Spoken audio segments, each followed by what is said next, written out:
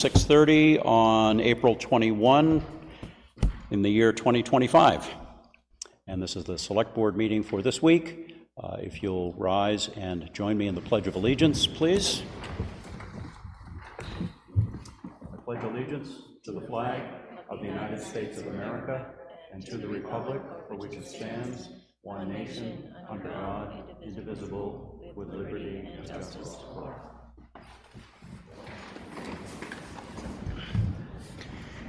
Thank you all. Okay. I'll introduce the board here. We have a full board tonight. To my left, board member Laurie Swed.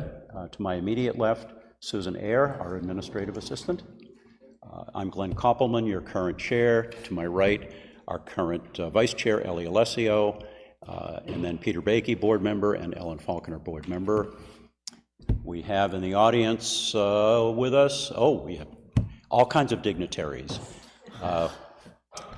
You. Fire Chief Pellerin, Road Agent Tom Rowan, Energy Committee Chair and ZBA member Rick Russman, Heritage Commission Chair Ernie Landry, Conservation Commission Chair Evie Nathan. Mr. Magnuson, how are you? Okay. All right. Do we have our first appointment here? Not that I'm aware of. We were scheduled to hear from a young man by the name of Evan Boyd regarding an Eagle Scout project. He doesn't appear to be here, so we will move on. If he does show up, we'll try to fit him into the agenda if we have an opportunity to do so. All right. Chief Pellerin is the next appointment.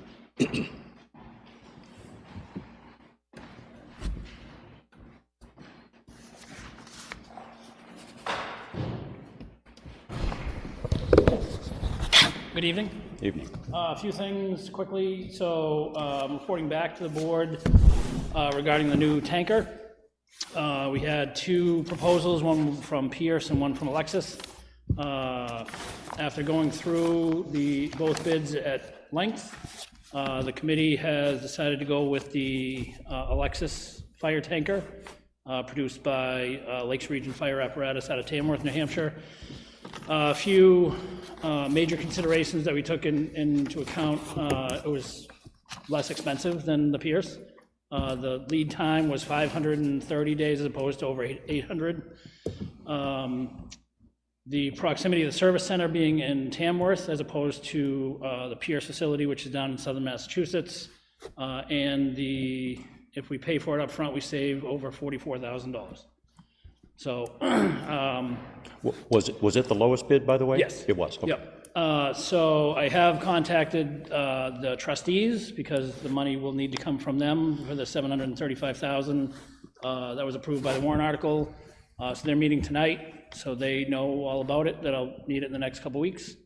So I'm just looking for an okay from the board to sign said contract. I have a question to ask. Yes, Ellie?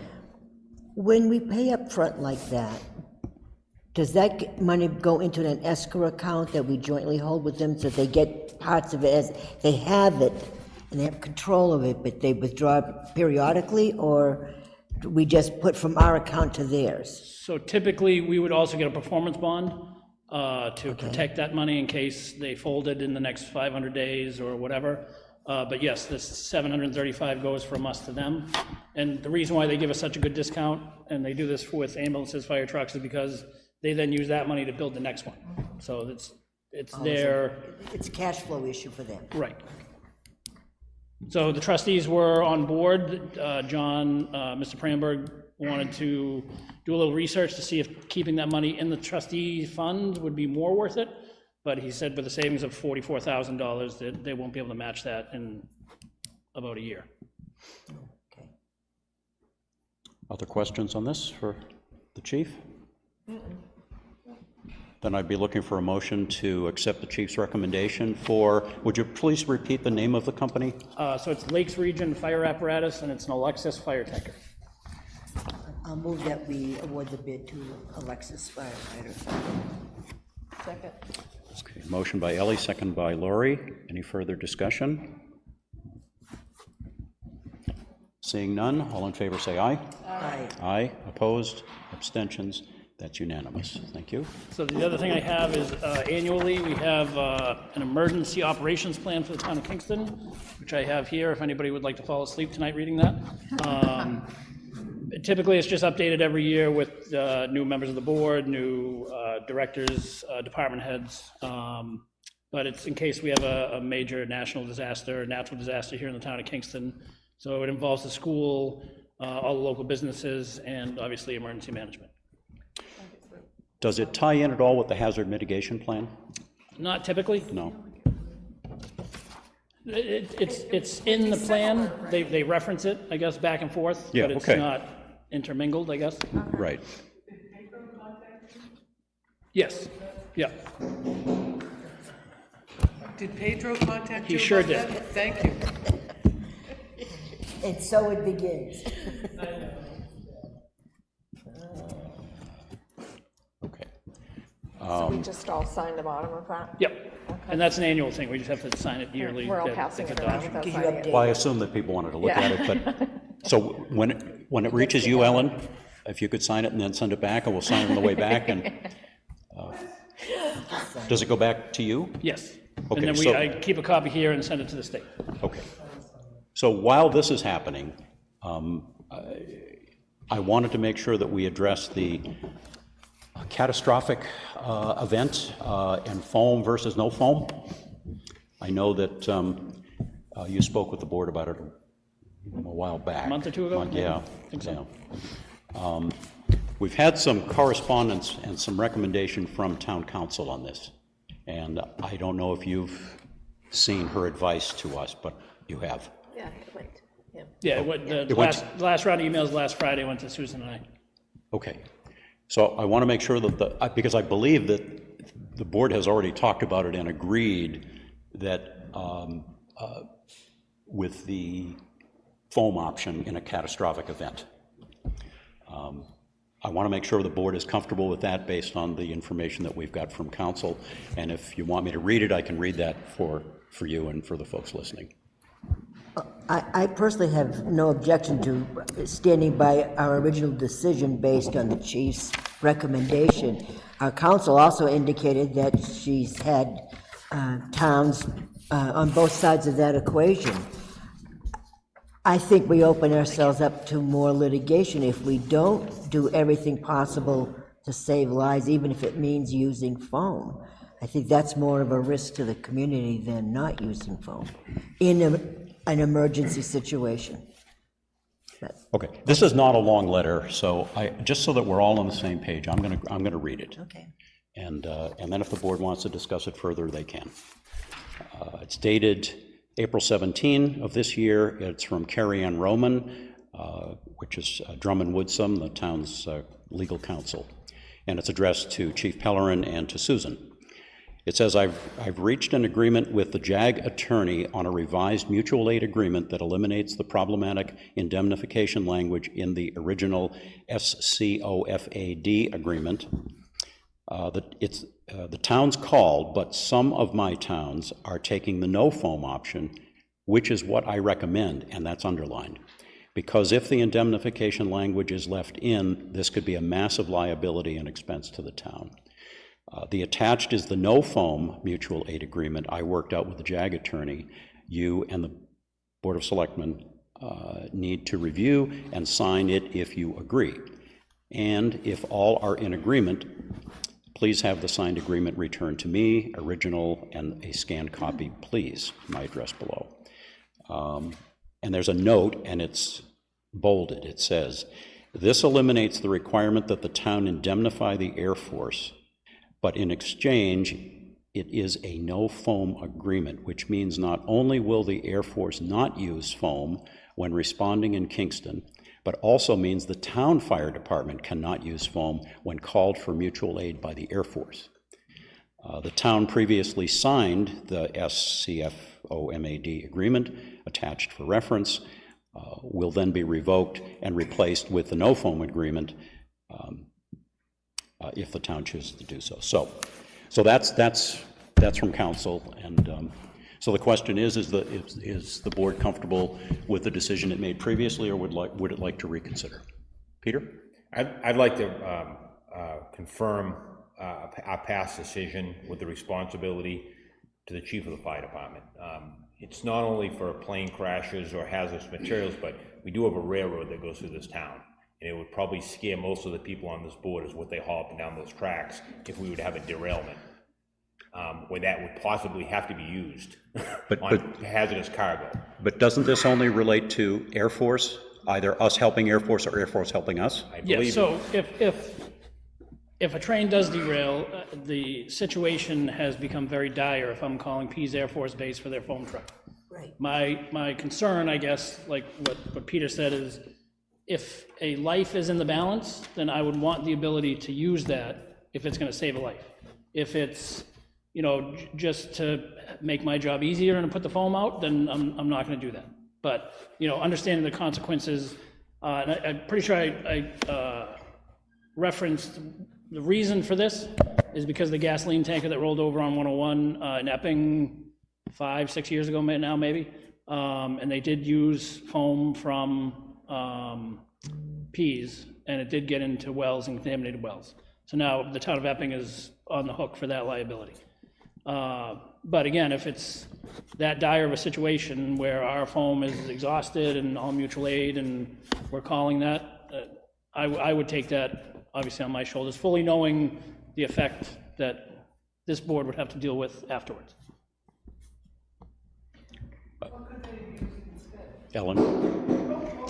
I tried to catch you before you got the signal, I'd like but to repeat myself. What could you use instead of the foam? So really, it's like diking and damming to contain the spill. All foam does basically for especially hazardous material liquid spills is it just creates a barrier, because it's not the actual liquid of gasoline that burns, it's the vapors. So foam will put, you know, like dish soap will put a vapor barrier on it to allow it not to ignite. Is there anything else you can use instead of that? Not, Okay, No. that's what I want to know. And do we have foam? so there's two types of foam, there's Class A and Class B foam. We have Class A foam, which we put on structure fires, and does the same thing on solid materials, so like wood, so that if the wood is still heated, it won't reignite. So the foam, you know, goes into the material. Class B foam is what they use at airports and where gasoline and aviation fuel is used. So that's specifically referencing Class B foam. This is Class B foam? Yeah. Okay. anything else from anybody? So I'm assuming that, I shouldn't assume. Peter, you had started, were you making a motion? I was just reaffirming my thought on what we Okay. previously discussed with the chief.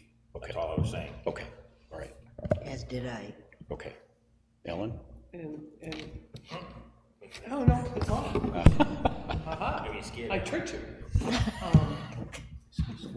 And your recommendation is?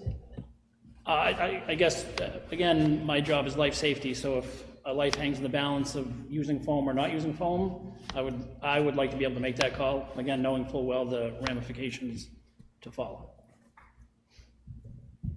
And you'd let us know ahead of time so we could all resign. If there was if there was an incident in town that was that large of scale, you would all get a phone We call from would me probably personally. know.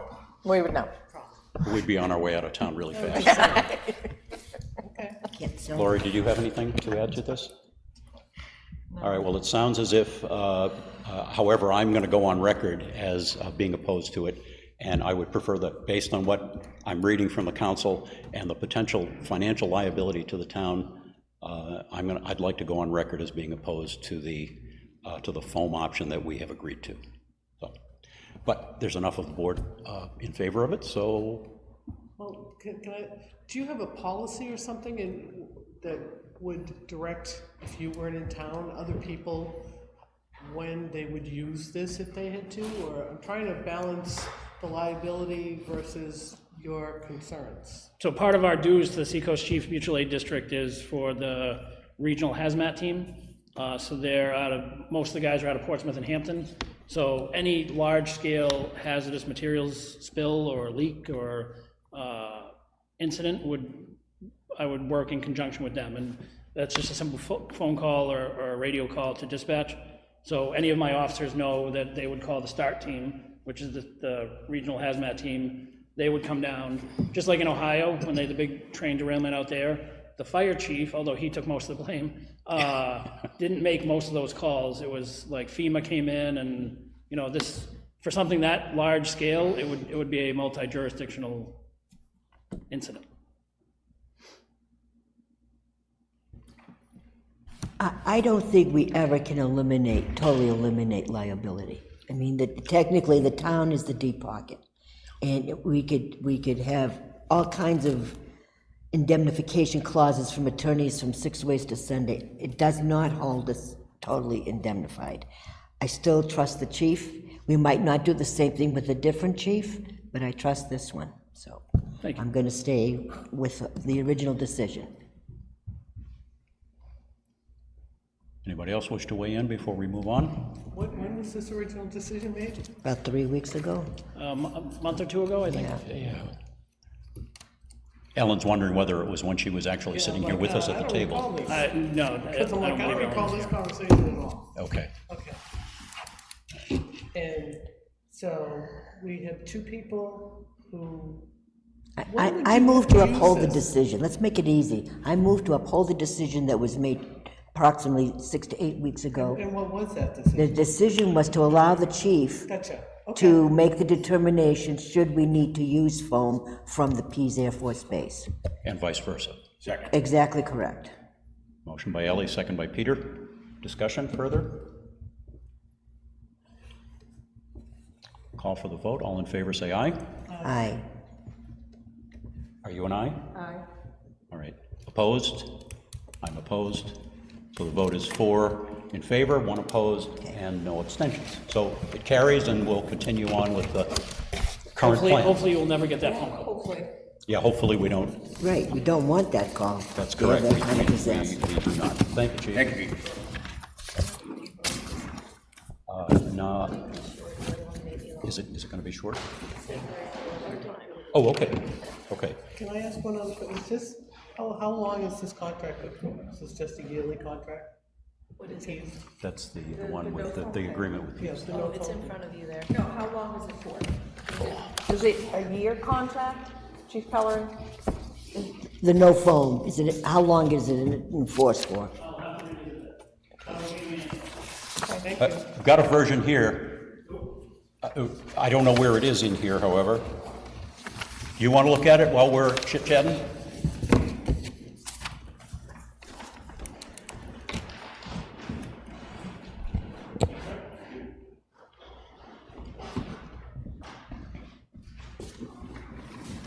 Okay. All right, I'm going to pause the next item, which is Conservation Commission, because our Eagle Scout has arrived, and I suspect that his time with us is going to be shorter than yours. So, Mr. Boyd, if you could come up to the table and join us, please.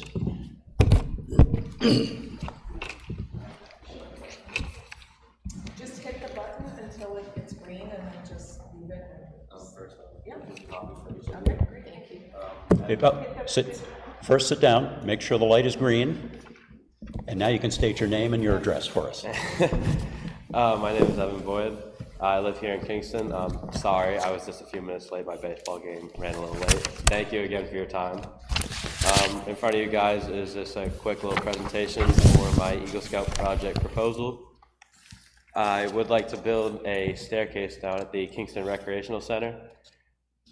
It involves a project from a former Eagle Scout of mine, Finn Blomberg. He built a fire pit area with some bench seats, and the only pathway to get down there is just a hill, and it's not exactly safe. So I wanted to build roughly a 45-foot staircase down to there for safety reasons, along with erosion on the hill, and overall just forgot the word for it, just erosion on the hill, and then just the well-being of the slope and everything. In that package, just a quick little rundown of my project, why I want to do it. It has some roughed out materials, supplies, and tools that may change depending on after when we're in the project. Obviously, I can't fully plan out everything, and it involves some sketches. It should have the single stair and the entire staircase. Those are also just rough sketches, and a couple of photos of where I plan to build. Okay. I guess a few questions come to my mind quickly. What would your time frame be for doing this? Yes, based on my approval, and then I have to go to the district board for scouting, I can get my entire project approved, and then I can start fundraising and carrying out the project. The goal would be to finish it by the end of the summer. I just have to work through the recreational center's hours, hopefully working during the weekends when they don't have summer camp or anything. So the end of the summer would be the overall goal. Okay, so that was going to be my next question is, who are you coordinating with? And obviously the rec director. Yeah, I'm working with Abby Zarkowski. You know Abby? Yep. Okay. I've met with them and their board. I got their approval. You were at that meeting. I have their approval, and I have approval from my troop. And then after meeting, I wanted to meet with you guys first. I am on the docket for the district board, which is my Eagle board. And after I get their signature, everything's passed through, and I can start fundraising, planning, and building. Okay. Have you communicated with our highway agent and public works individual director? I'm assuming that Tom would probably be involved in this, yes?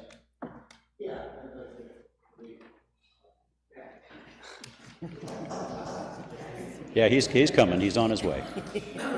If you haven't met him yet, All right. this is This be your new next best friend. this is Tom Rowan. Nice to meet you. This is Evan Boyd. So you're now officially introduced. So Tom is involved in any projects related to town facilities, in addition to the road network and anything related to our public facilities and public works. So clearly the recreation department, yes, but Tom as well should be your contact point. I got in contact with the building inspector for the town as well, and I was meeting with him within the week or so. He hasn't gotten back to me, but yes, definitely give it a shot. Good. Yeah, we'll figure it out. I'll take a peek at it. All right, thank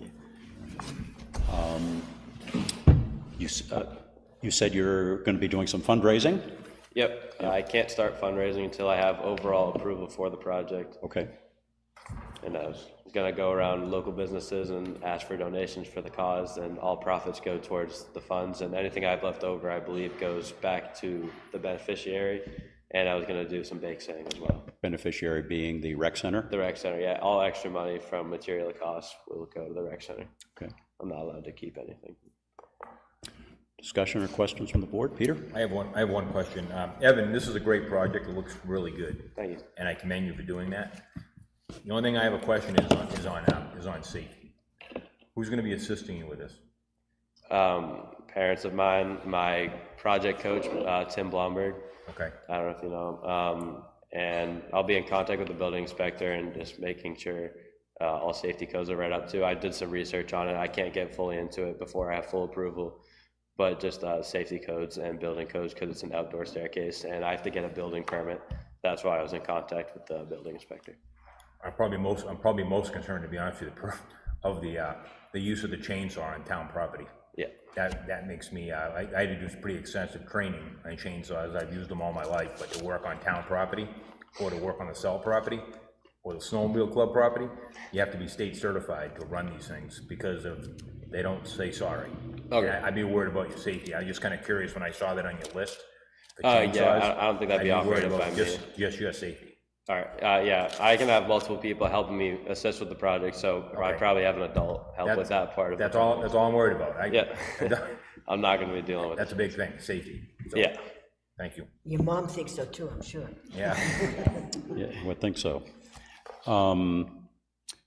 You've talked about this happening during the season when there's going to be camp and everything going on. Yeah. And you're going to work around that schedule, but it's also going to mean that when during the process of making this thing and constructing it, if you're doing the work when people aren't there, when you finish at each day, it's going to have to be completely barricaded or closed off so that Yeah, it'll be closed people off. can't accidentally stumble onto a construction site. Yeah, it starts at the top of the hill where the parking lot is, so I'll have some yellow caution tape there, and then right people will know not to go down there.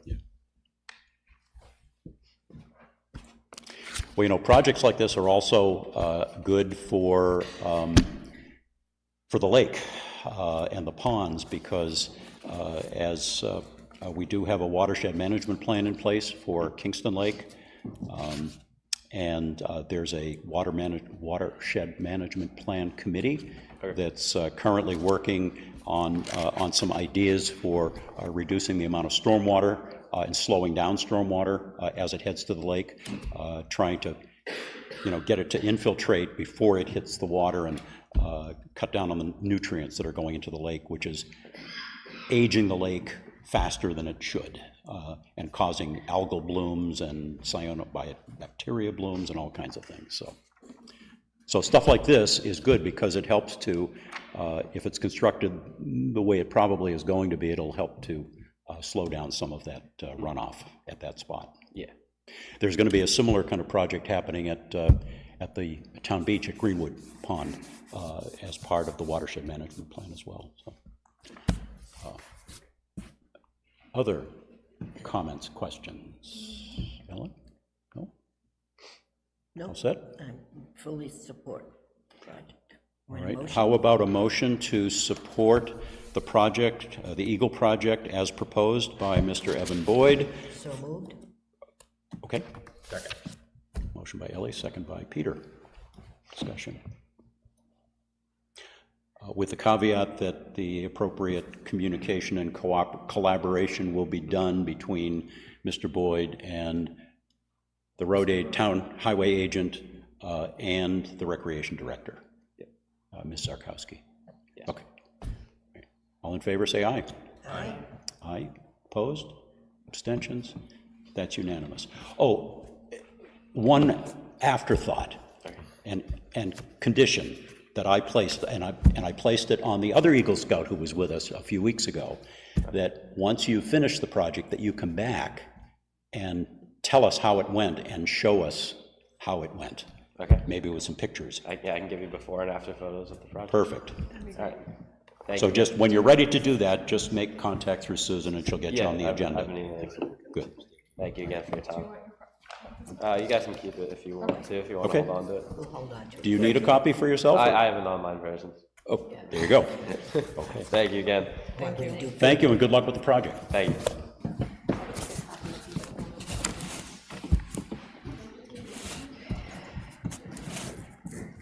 Okay. We next. 5 years? Okay. Thank you. You'll still be here, I know. Yeah. Okay, next item is for, it looks like it's a joint meeting with us between Conservation and Southeast Land Trust. And if you could come up to these seats here and put a microphone in front of you on the table, push the button until it turns green. And if you could introduce yourself for us, please. Great, sure. Hi, my name is Caitlin Deo. I'm with Southeast Land Trust of New Hampshire, also known as SELT. I'm a conservation project manager over there. I'm Evie Nathan, Conservation Commission Chair in Kingston. And I'll also say we have Rick Russman here as well as Ernie Landry with Friends of Kingston Open Space. And we also have Alan Magnuson with us as well today. So Susan sent along a memo to y'all, I think. Thank you, Susan, for doing that. So I'm going to give you a quick project overview about this, and then I'll kind of open the floor for any questions, as the memo goes into a lot more depth than I will just speaking right now. So the Magnusons approached Southeast Land Trust last year in early 2024 looking to conserve their land. Magnuson Farm is located between Route 125 and it has frontage on a Class 6 road, Farm Road. I'm sure many people are familiar with it. But they're looking to conserve that land. They're very interested in seeing it remain open for public enjoyment. They have a really wonderful farm road that runs throughout the property that could be a great future trail. And they currently are managing it for wildflowers, some really lovely wildflowers out there, though in the past it has been historically a farmed property. So they approached us with those goals of seeing it remain open for public enjoyment and seeing the field remain open and managed for wildflower fields. And so SELT took a look at the project, and we thought that connectivity-wise, because it abuts town properties, what's known as the Little River Natural Area, and then there's a town-owned landfill just to the west as well, we thought that it would be a really great joint project to do with the town of Kingston. So we've been working with the Kingston Conservation Commission. They voted in support of this acquisition. And so the structure that we're looking for your support on today is the town of Kingston would ultimately become the owner of this property, subject to a SELT conservation easement. How that would work in practice is that SELT would have a purchase and sales agreement with the Magnusons. We would have the right to place a conservation easement on the property before the property transfers ownership to the town of Kingston. And I'm happy to answer any questions. I'm sure everyone has more, but that's just kind of the high-level overview. That's great. The size of the property? The size of the property is 101 acres. Thank you. The parcel's a little larger than that, but when I read this, it indicated that a few acres were going to be set aside for private use, I assume. Correct. Yeah. Their family homestead is on 125, and they'd like to retain one of those fields to stay with that, and we're of course supportive of that, so it can continue to be farmed. Okay. All right, questions from the board? Comments from the board? We're lucky to have this. Yes, it's a really wonderful, wonderful spot. We'd be happy to, if folks are interested too, maybe when the wildflowers are blooming in a couple months, and then we can show that off as well. Well, I've had the privilege of having had a tour, so it's great. magnificent. There's no Yes. question about it. Yeah. So I fully support this endeavor. Well, I mean, it's a great project. I mean, the fact that it is, well, it's a large piece, number one, has a lot of significance here in town. It has good connectivity with other parcels, which is always important when looking to conserve land.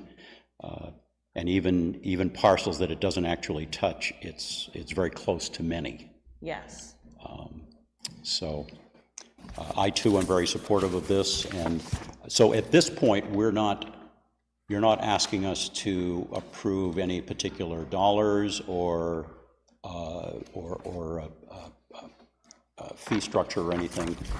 Correct. You're looking for support for the concept. Yep, we're looking for support for the concept, for the project structure itself. We're coming into the spring grant round season, so they'll be looking to see that we have not only the Conservation Commission support, but the Select Board as well. And then I'm sure we'll be coming back to you as well. You might have seen a possible warrant article in the future, but we're not looking for that support just And yet. that's where I was going. I didn't think that we were at that stage, but I wanted to make sure that we weren't. Thank you. So do you need a motion anyways to endorse the project? Absolutely. I want to ask one more question. Oh, sure, go right ahead. I mean, I could have done it in further discussion, but I'd rather do it now. Obviously, some of the funding that you're going to be seeking is federal, probably? We're not looking at federal. Okay, Yep, it's state funds that we're looking at. So we're looking at LCHIP, we're looking at the Drinking Water Groundwater Trust Fund through DES, okay, and a few other state and private ones. okay. I just that all these funding sources these days are so much in peril, some more than others, even at the state level. So hopefully things will work out and you will be successful with that. And I certainly do hope that that's the case. Thank you. Yeah, the funds we're approaching, they're pretty safe. Yeah, I can say that much. Thank you. All right, good. Please. I move that we endorse this SELT project to acquire the Magnuson Farm property on 125. Motion by Ellie, second by Ellen. And so if we move forward with this, we're supporting the concept and the structure that you've proposed, which is that Kingston would ultimately own the property, the conservation easement would be held by Southeast Land Trust. Correct. Okay. Anything, Laurie? I would second that motion, but I probably would want to add to the motion to. Well, you can ask them to make an amendment. To identify as on Farm Road, because the property actually doesn't about Route 125. The piece we're looking Did at. the motion say 125? I said referenced, 125. I referenced 125. So all I'm saying is we reference Farm Road. Farm Road, yes, the Just- magnificent property that abuts Farm Road. Correct, because it doesn't about 125. Because the farmhouse is on the I know front it side. does. Yeah, Yeah, okay, the- got it. Just so we know we're talking about the right piece. I'm wondering if it might be better to refer to it as a tax parcel. And I- There are many tax parcels Oh, associated with never it. mind, never mind. We have been calling it the Magnuson Family Farm property, so Okay. if that works for folks. Okay, the property being roughly 101 acres and with frontage on Farm Road. Beautiful, perfect. So we'll amend the motion to that. And I'll second it. Well, it was seconded already. Sorry. You were offering a friendly You'll amendment, third which it. has been accepted. Accept your friendly amendment. Any further discussion? I said I'll accept this friendly amendment. I wasn't on. I'm going to call for the vote. All in favor, say aye. Aye. Aye. Opposed? Abstentions? It's unanimous. Great, thank you so much for your time. Thank you all very much. Al, thank you. Look forward to it. Well, we'll probably take you up on that at some point, when the wildflowers are blooming. There you go.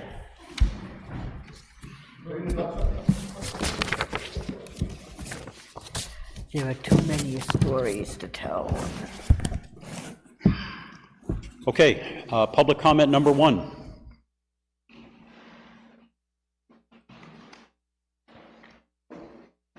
Chief, did you raise your hand? Oh, don't put, it's like, you put your hand up, you're gonna buy something. Sorry, you already did. Okay. All right, no public comment at this point. Committee liaison reports. Ellen, I'm going to start with you, if you have one. And the microphone, if you do, please. Would you like me to start somewhere else? No. Okay. Pedro let me know that he had, the high school contact him. Some of the students wanted some information from him, what he does and things like that educationally, and he just wanted to make sure that the board would be okay with it. I said, the board usually approves anything to do with trying to work with the school and students. I didn't expect it to be a problem, but I'm passing that by you. There'll be some other things later. I started to talk to people about what day of the month would be good for their meeting, for the building meeting. So I've talked to a couple people, but I want to get a consensus before we set a date. There'll be some other things, but it will have to be non-public, Okay, so we'll go there later. okay. Thank you. Peter? The only thing I have is, I'm not sure, I apologize if, again, I'm repeating myself, but that bandstand meter and panel appears to be new when they did the bandstand. So that's left, so we have power at the bandstand. Oh. And we have power next to the bandstand. However, the circuit that was in front of the fire department, the large panel, and the one across from Rick's, has been disconnected by Unitil. I did talk to Tom, and I told him that we're obviously not doing any digging out on the plains because of the PFAS thing we're working on, but I basically told him he could pull that old stuff down and get it out of there because it's just above ground. And I talked to Steve Daly, who's gonna make us up a list of materials to build the backboards that's gonna hold the new panels. So he'll give me those numbers, I'll present that to the board of a cost to do the structures. And I did meet with the Historical Society. They thought it looked great, didn't have any questions, and thanked us for bringing it to their attention. Historic District Commission? Yes. Yes, okay. I was at that meeting. Okay. Yes, Good. so, that's it. Okay, thank you. Ellie? Yeah, the planning board met last week, and they had really 3 design review properties. And one was the Kingston Library. They want to expand that outdoor education area. It looked fantastic. They did an excellent job on designing it, and they'll be organizing to fundraise now and go forward with that one. There was another proposal for developing the Kingston Fairways, and part of the Fairways land is also located in East Kingston, but this was just on the Kingston side, and they were looking at trying to make more affordable housing, try to take advantage of some legislation on limited zoning like you would have with the 55-plus community where you had less land per house, although that did not seem to fly too well at the planning board. Oh, an innovative design where the houses are more close together on Right. smaller On parcels. smaller parcels, but still have a variety of shaped homes, not all symmetrically aligned up. Whether you'd have a cape or a ranch or at different price levels as well. But while the only way it would be feasible is if we had a warrant article to change the zoning, but not to have spot zoning. The planning board is very clear about not wanting spot zoning, but if we were to look at 3 or 4 parcels of land in the town of Kingston that might be used in that way, that would be different. Well, and they'd have to be contiguous with that parcel. It would have to be like an area. Because if it's an I don't know but what the anyway. restrictions, they didn't get into any of the restrictions, it was just talked about that, Yeah. we couldn't do it for one area and not do it for others, so in order to not be, Yeah, if it's done for one parcel only, it's spot that zoning. doesn't work, it's spot zoning, and we were not in support of a spot zoning. And the third redesign review was on 107 leading into Fremont. It was a smaller development, it was like 24 homes, they were all looked alike, it was one road, one rotary cul-de-sac, to connect them. There were a lot of questions about how close they were together, it didn't seem like it was enough room. So it was not overwhelming support, but, it wasn't a pro or con discussion at all, it was just to get feedback from the planning board, what they liked or didn't like about each of the projects. The one that, hit the ball out of the park was the Kingston Library. That looked amazingly fantastic. So, and that's it for me tonight. Great, thank you. The only thing I want to remind folks of is this relates to the Heritage Commission and specifically to the folks working on the Plain Cemetery celebration, which is going to be the 300th anniversary of the cemetery, coming up on May 31st. The plans are coming together. There will be tours of the cemetery by Glenn Knobloch, who has done cemetery presentation for us before. He's being paid for by New Hampshire Humanities, which had some funding available. And he's a real expert in old cemeteries, so there'll be a good tour guide for that. I believe there are 2 tours set up, one at 10 and one at 1 maybe? Yeah. And then at noontime, out on the plains, there will be the official celebration and proclamations, if you will. A number of letters went out to dignitaries of various sorts, and we're starting to get responses from some. If Ernie were here, I would ask him to talk about it, but he did request a proclamation from the governor, and we do have that. So that's going to be framed up, and that'll be read at the event. There, like I said, some of the responses from that were sent out to invitees are starting to come back. So hopefully we'll have a good turnout, and hopefully the weather will be good. And that's on May 31st. Lori? Nothing? I don't have anything. Okay, thank you. Okay, old business.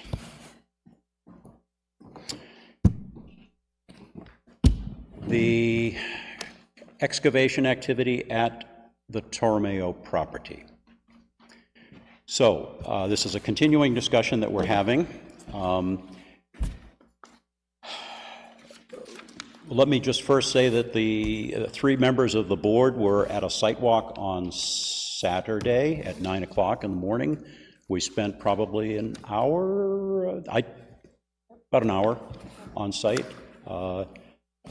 with some of the residents there. Mr. Berg is in the audience. He was the one who hosted us. It was his property at 18 Jericho Drive that we met at, and we toured the property, and he's one of the abutters to the parcel that's in question. So we were invited to take a look at what the neighbors see at their properties. I think they were disappointed that there was no activity going on because we couldn't hear any noise. It was still pretty quiet and you could hear the birds, but the pit was not operating that day, so there was none of that. But we did have a chance to walk to the back of Mr. Berg's property line and one of the Taglieri, thank you, property, and with an electronic distance meter. What do you call those, Peter? You shoot a distance instead of a tape measure. Yeah, laser-based, and it measures distance. We wanted to get a sense for. There's a very large berm that has been built at the edge of the quarry on the site, on the Toromeo site, but adjacent to several of the residential properties. And that berm was put there for a number of years ago, probably for sound deadening and for some protection for the residents. It's supposed to be 50 feet from any property line, and at a point that we measured with the laser device, it was about 34 to 35 feet. So it's encroaching within the 50-foot. The entire length of the berm? Probably not. Okay. But at the point that we measured it, it was. The only point you measured? You only measured one point? Well, yes, we did. Okay, all right. But visually, you could see that if I were to look to my left, I could see that the berm was further away. So I'm sure there are points where that distance varies, but at least at that point that was measured, it was under 50 feet. So I mean, that's something that we need to address. I don't know if there are other issues like that, but we do have something in front of us that we have to address, and that is I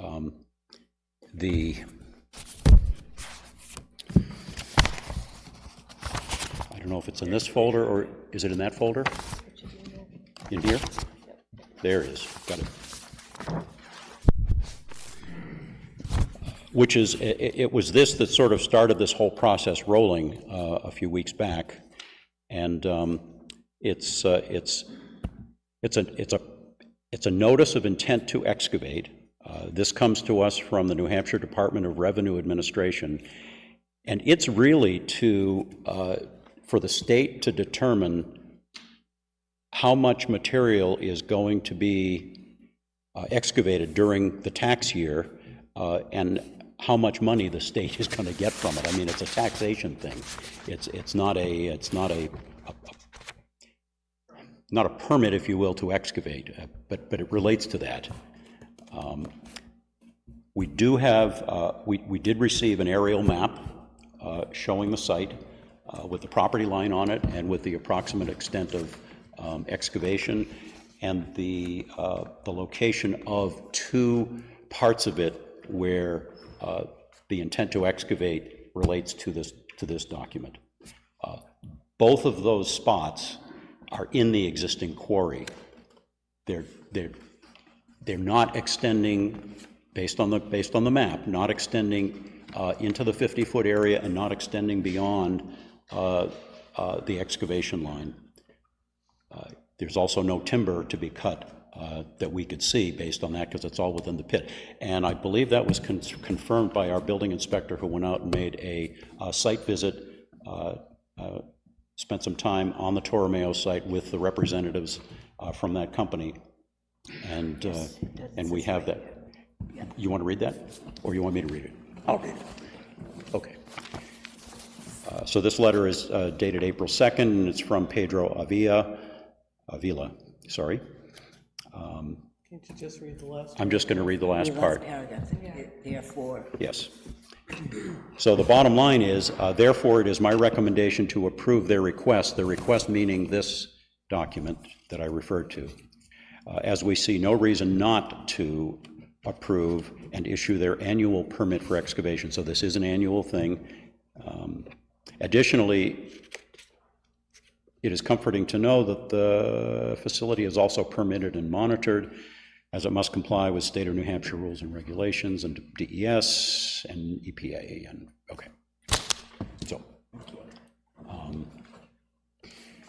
So we have kind of two things that we need to deal with. One is this annual permit, and we have 30 days from the date that we received it, which was March 24th. So we have until April 24th to either approve it or not. And I'll read you the section that I believe is what we need to use for our decision. And it's in the section called Signatures of Municipal Assessing Officials, which I believe is this board. It says, the municipal assessing officials hereby acknowledge receipt of the notice of the intent to excavate, we've received it, and certify that, and there are 5 things. 1, all owners of record have signed the intent, and it is signed by Brenda Toromeo, and that was on March 17, 2025. Number 2, if the land is in current use, the land use change tax shall be assessed on the non-qualifying land. To the best of my, it can't be in current use if it's an active quarry. Number 3, the form is complete, which to my eyes it is. Number 4, any bond required under RSA 72B5 has been received. That I don't have an answer to. That would be if they didn't own the property. So it's not applicable, I bet. So that would be if they did not own the property, it's what Susan is telling me, so that would not apply. And then 5, the tax collector shall be notified within 30 days of signing the intent pursuant to RSA 72B8. So this, I think, is a separate issue from whatever possible encroachment or other issues might be going on with the operation. And I think we need to deal with them, the two things separately. So I'd be looking for a motion for, and it requires all of us to sign it, to sign this notice of intent to excavate for this property.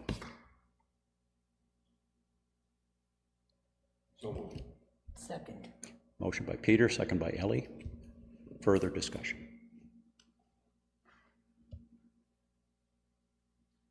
Okay. Call for the vote. All in favor, say aye. Aye. Aye. Opposed? Abstentions? Okay, so unanimous. All right, thank you. So I'll sign this and pass it along.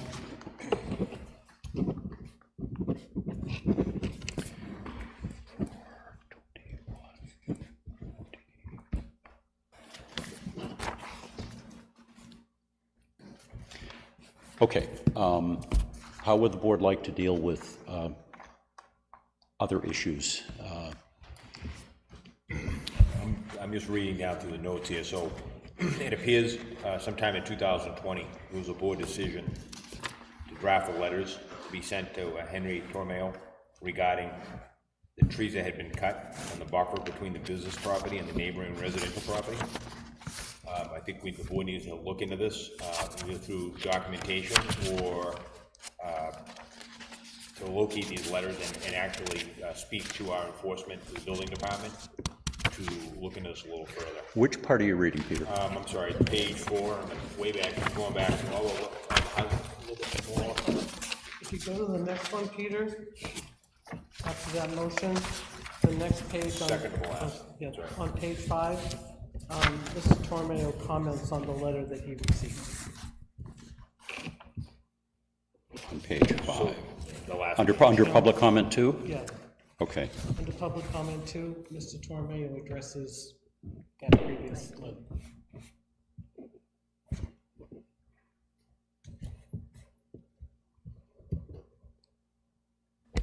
In that comment, though, too, he also mentioned that he'd submit a plan for tree and vegetation replacement in the buffer. And I think that's the Yeah, there point of was no contention. follow-up either by the Right, board or. right. Okay. No plan was submitted and no follow-up was done. correct. Right. Okay. All right, so we need to do some follow-up on this. Correct. Follow-up in what aspect? Well, I just want to be clear on what our next step is. I think one thing we need to do is, instead of down there shooting a laser or a tape measure, I mean, we probably have to look at a legal survey to know exactly where those boundary lines are. Well, the property owner knows where their boundary line is. Okay, he does, but we don't. We're just kind of going on his word, just like if Torromeo says, no, we own the property. So we need to know where that is. I just think the liability thing, we need to know where that boundary line is. So who's gonna, so you're saying survey it? So Well, who- it should have to be surveyed. at whose cost? If the property owner has already done that and they have a marker, so at whose cost? That would have to be at the town's cost. All right, well, if he's had it surveyed, then that answers the question, if it's surveyed. Correct. That's all I was saying. Right, I yeah, mean, it's just like if Torromeo said, Yeah. no, our property line's over here, and this is our marker.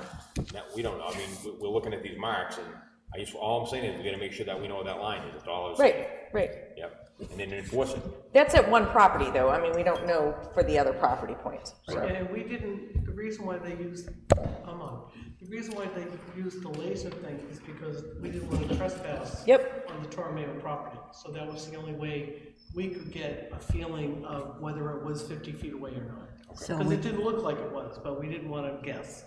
So the next step would be to ask Pedro, a building inspector, to check into this and just determine where the boundary lines are in the back. Because it may be nothing that we could do as a town, it may be a civil issue. Well, not if what he But was supposed to do. I understand that. If he's supposed to put trees, and we haven't got the plan, it's 5 years later, let's get that done now. Right. well, also if, It's also supposed to be 50 feet if in, away. if in fact by town agreement, either by site plan or whatever it was, that, there isn't supposed to be anything happening within 50 feet of the property line. Correct. So that's something we can determine as well. And I don't know if it's still going on, but there was a video of a vehicle, a construction vehicle, riding on top of the road. Yes. So, obviously, trees are needed there to stop that action. Unless, of course, it turns out that it's, the property lines are different, but it didn't Let's do seem to one be- thing at a time. Correct. The trees need to be addressed. The plan was never submitted, that's for sure. We don't have a copy of the letter, but that, I remember that discussion, to be honest. And you should put the mic on. So the letter you refer, I was on this the was a board, discussion with the select board. it was, and I was on the board at the time, I had just come on the board that spring. Okay. So this is one of the first instances that the issue of Torromeo came up. And we discussed the burns, and we discussed that he was going to provide a plan to mitigate any, as much as possible, as could be done, the noise level, for sure, never mind any encroachments. So it was in August of 2020. 2020. And that letter was issued? According to that. I Yes. looked quickly today. We don't have a copy of it. So Okay. I'm still looking for that, but All right. as evidence there, it did go to him. Right, he's acknowledging it. Right, Mr. no, Torrey was- I get that, but we don't know what we said either. But I would like to see that letter. I would have liked to as well. Well, And Torromeo, Mr. Terra, but they may have a copy on file there.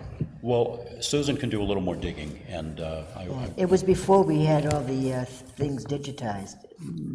it still should be. It's not that long ago. I mean, we should be able to locate that, yes? Usually everything I wrote, I saved in correspondence. Right, I would That's where I looked imagine. first, and I Yeah. didn't see it, so, but I will check my other files. Okay, thanks. Susan might want to ask the planning board, they might have gotten a copy. Well, before we go on, I want to be clear on what we're doing. So Susan's going to check for the letter. And then what? We're gonna, We're gonna if we can't locate it, then what's our next step? I think, are we gonna ask the property owner, the Tagliaris, if they have, survey or markers of their property line or something? Wasn't that one of the discussions? I thought we were going to turn this over to our building inspector, code enforcement officer, and let him follow through as it's his responsibility to do so. Right, but we should give him some direction, so he doesn't Yeah. just walk into it cold. Well, it's a lot of direction on the file that we got before us. Go ahead. I'm just saying, part of the problem is hasn't been clear plans and clear communication and follow-up, so And we didn't have a Pedro back then. Ellie, that's not my concern, is I want to make sure we all know, and the people who are watching and sitting here understand, Susan's going to look for the letter, Pedro's going to do this, we're going to do this, like what are the steps, so next week when we talk about it, we're not talking about what are we doing? We're talking about what has been done. That's all I'm saying. Well, under normal circumstances, the liaison would speak to Pedro and follow up on this, but I'm gonna ask somebody else to do that in this particular instance, so that I'm not the one talking to him about it. I'll speak to him. He's out till tomorrow. Yeah, he's out for medical. yeah. Okay, so when he gets back, I'll leave him a note to call me and we'll discuss it. And we'll come up with a plan. I'll talk to him, because he's been down there and he's walked the site. He has, and he provided a letter to us with his report and his recommendation. He talked to Susan about that. And he wanted He's to walked the come to Torromeo site, he hasn't, right, so He wanted to come with us on the sidewalk, but where he had the medical issue, he couldn't join us. So he might need to reestablish that walk with the property owner, so he gets a clear idea of where they're And talking he about. should talk to the property owner. Yes, good man. And if the property owner has a survey, they could provide that, so it doesn't have to be recreated at somebody's cost. We should be providing Pedro with one of the contact points for the residents, and I don't know if it should be Mr. Berg or the Tagliaris. Mr. Berg, do you have any recommendation on that? Okay, okay. And it was their property that we did the measurement from, so, so Sarah and Matt, I believe? Yep. Tagliari. I have their email if he needs it. So that can be Pedro's contact for that. I'm sure we can get, he's got all the abutters information, so we'll deal with it. I'll talk to him when he comes back, we'll set up a plan, we'll report back to the board next Monday night. That'll be all taken care of. I can give him all this Monday morning, I'm information sorry, Monday. that I shared, especially this 155E. So Susan's going to share what she's got with Pedro and with Peter? Yep, the two of them? Yes. Okay. All right. Anything further on this at the moment? We'll take it up again next week and see where we are? Correct. Okay. Thank you for joining us again, and we'll keep working on it.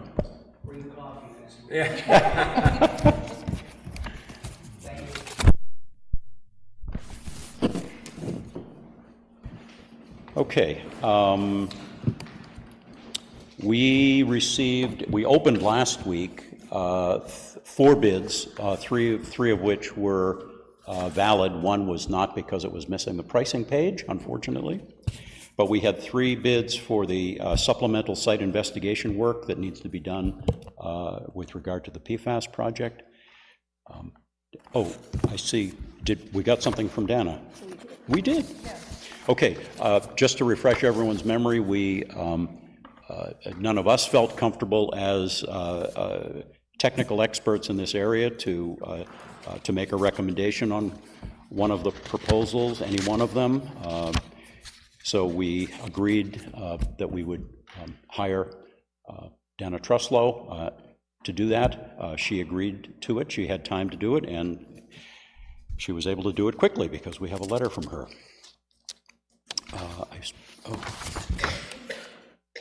I suppose I should probably read this, huh? Not the whole thing. Really? Well, I'm just asking. It's I haven't read it yet. Is there a bottom line? Yes. I'm good with the last, start at the bottom of page 2. All respondents? Yeah. Okay. All right, so this is a letter from Truslow Resource Consulting LLC, which is the firm that we employed to do the review of the 3 proposals. It's dated April 21, 2025, and it's addressed to this board. And it goes through a review of the 3. And it says, all respondents were qualified to conduct the proposed work. It's a good start. SHA has been the, SHA, is that? Sanborn Head. Oh, Sanborn Head, sorry. Has been the project manager over 6 years. However, their cost proposal is significantly greater than Crederi or Mabit. Based on my review, Crederi offered a superior project team and approach compared to Mabit. Since Sanborn Head will remain as the overall technical lead on the project, it seems that the combined efforts of Crederi and Sanborn Head could provide technical quality while allowing a significant cost savings to the town. I hope this review was helpful to the Board of Selectmen in evaluating these proposals. Please contact me if you would like any additional evaluation of the proposals. Sincerely, Dana B. Truslow, Principal. Well, she's pretty clear, and I believe that that was the low bid, was it not? Yep, it was significantly. And it was, can someone remind me how much it was? Turn it on the It's very back page. 77,000. Thank you. Yep. It's, okay. So the Crederi proposal for total project cost, $77,430. And just for your reference, the Sanborn Head project or proposal came in at $120,000, and Mabit at $93,100. So I've had some experience with Crederi in other areas with the Regional Planning Commission. I can verify that they do, at least in their scope of work for things, they do good work. So, yes, a motion would be, but before we do that, we had set aside a certain amount of money in the budget for this, have we not? It was a line item. 77,000. How much? 77,000, I think, Oh. is what went in for that particular line, because that's what they told Okay, us. so my concern was, by choosing one of these, are we exceeding what we had set aside? 430. I mean, we still have to do it, Yeah. but it would be nice if we're not exceeding what we had budgeted for. And 70-something thousand seems to ring a bell with me. but 77. 77, I even? think it was even what they estimated for this work. Okay, well, it's pretty close then. I move that we grant award the contract to Crederi Associates LLC for $77,430. Thank you. Second. Motion by Ellie, second by Lori, to grant the award to Crederi Associates as discussed. Further discussion? Confirm 77? We're all not guessing something. No, I'm sorry, Oh. I turned it off. You confirmed the 77,000, we're not just guessing? I think Paula can confirm that. It was part of our consultants' costs, Oh. and that spreadsheet I got from Sanborn Head, this particular site work was estimated at 77,000, so I'm assuming that's what went into the budget for that. The motion should be pending confirmation that we have the money in the budget. Well, we I have, don't think we have a choice. we don't. We have to do the site investigation. I'm just saying we should know where the money is coming from, and at this point, everyone's guessing. So I'm just saying the motion should be pending confirmation. It doesn't, I understand it doesn't matter, but if it doesn't matter, then someone needs to come up with where it's coming from. That's all I'm saying. So- Understood, but I don't know that that means, I don't know that that has No, we anything can to do do it with next us week. approving We it. can do it next week. Yeah, That's all I'm saying. right, but I don't think it's in the same, I don't think it should be in the same motion. It doesn't have to. it doesn't have to be. Yeah. I don't disagree, Ellen, we need to find out exactly, but I'm fine with that, as long as next week we confirm where it's coming from. One way or the other. Okay, we'll have that confirmed next week. We will. Thank you. Further discussion? All in favor, say aye. Aye. Aye. Any opposed? Abstentions? And that's unanimous. Okay. One thing out of the old business, can I just bring up as far as the, made me think about it, I apologize for the bids. Yep. So the RFQs are due tomorrow on the electrical for the planes, the 22nd. Yep. And if, last I checked, just nod your head, you have 4 bids? 4 bids of his, and there's one more coming in tomorrow, the last day. And those will be brought to the board to look at, to make a decision on the electrical project out here. I have that for Monday, right? Correct, but there's one, the last one coming tomorrow, it closes tomorrow, the 22nd. Okay. That's when it was listed. So we'll have 5 bids on that. Good. Excellent. Thank you. Thanks, Peter. Before we go on to new business, since I neglected to read this at the last meeting, I'm going to consider this old business. Old because I We're old. screwed up. Okay. So this is for letters of interest being sought for town moderator pro tem appointment. That would be until the election next year, Ellen? Yes. Sorry, what? Yes. For the moderator? Yep. Okay. Since our current moderator is now a board member here, we need another moderator. So there is an announcement out, I believe it's on our website, okay? And it reads this way, and I'm reading this so that folks who might be watching this, who might be interested, can respond. And it reads that the supervisors of the checklist seek letters of interest from voters registered in the town of Kingston, New Hampshire, who are interested in serving as town moderator pro tem. The moderator pro tem will serve from the time of the appointment through March 2026 election, when the town will vote to elect the next moderator for the period of 2 years. Interested individuals should review New Hampshire RSA Chapter 40 and New Hampshire RSA Chapter 659, both of which are readily found online, and familiarize themselves with the duties of the moderator prior to submitting a letter of interest. The moderator pro tem must be available and in attendance at all elections up to and including the town election in March 2026. The moderator must also be present for the town deliberative session and candidates night. Both meetings held in February of this year are available for your review on YouTube. Letters of interest must be submitted to the supervisors of the checklist by noon, May 2nd, 2025, and email address to use for both submission of letters and or questions is checklist@kingstonnh.org.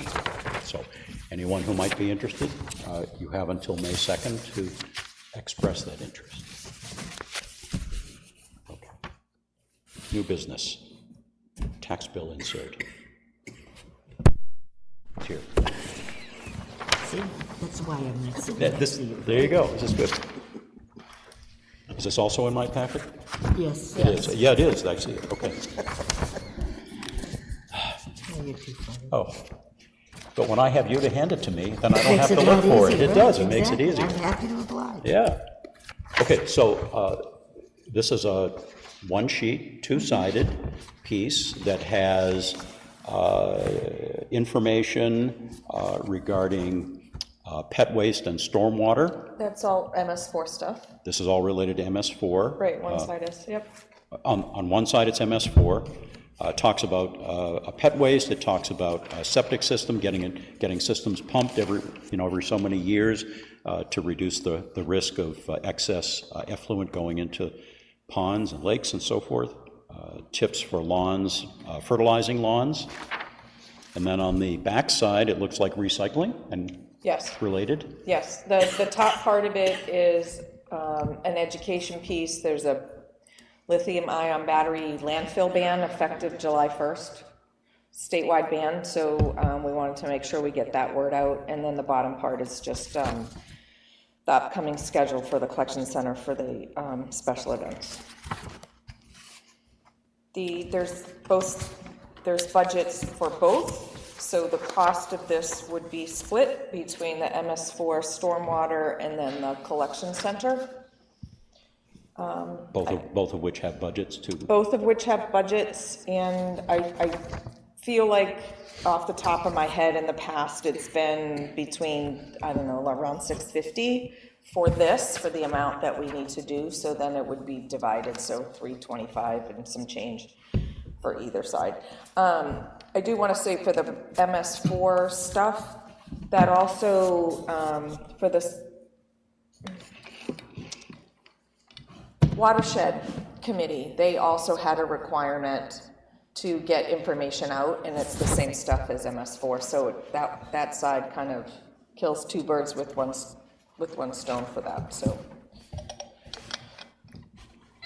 Okay. Yep.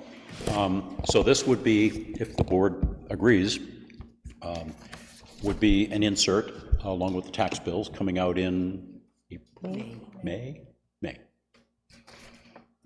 The ones that are due, yes, soon, too soon, too soon.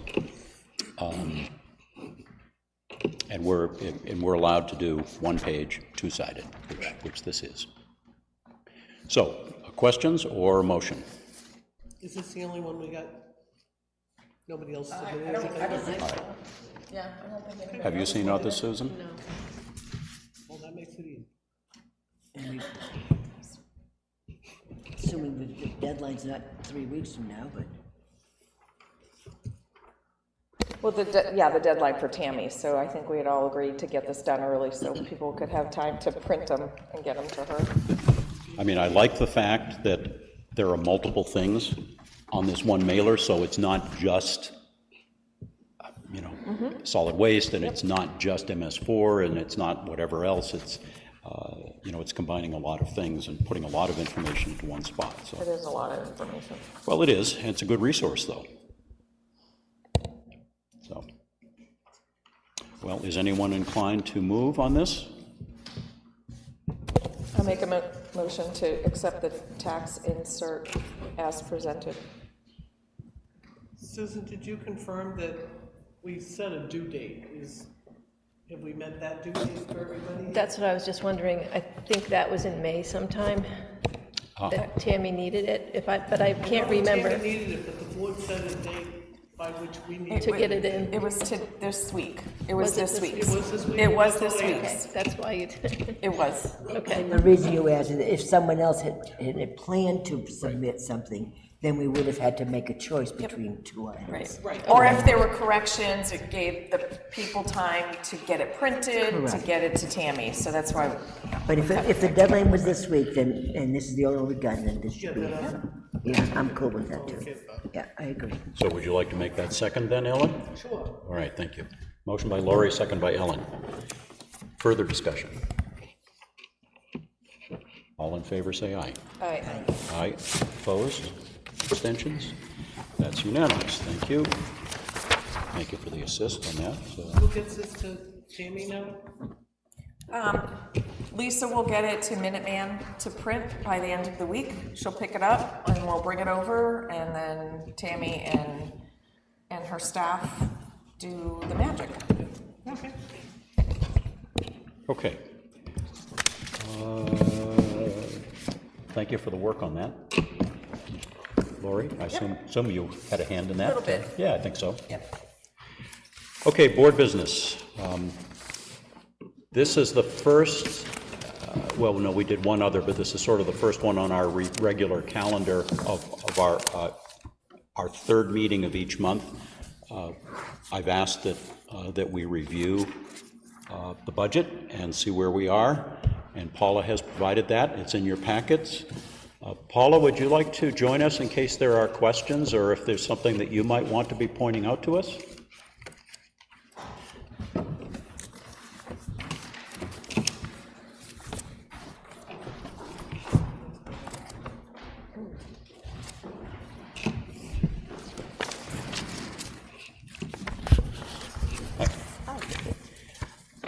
Let's start with the ARPA one. If anything that we need to know, anything to be pointed out on this one? Nope, just still paying them down as we get invoices. Okay. Did the board have any questions on the ARPA sheet? When is the SMP coming in for the phase 2 for the architect? Next Monday. Monday. Because I see that we're already paying him, but we haven't. We've gotten invoices for some work. Okay. Yep. We did the stairs as well. No, that was phase 1. We got bills for phase 2. Yes. Because we're he started depleting, planning, yes. yeah. They've done some initial work, I mean, design work and investigations, and Okay. but no actual work on phase 2, I don't think, have we? We haven't approved it yet. Right, right.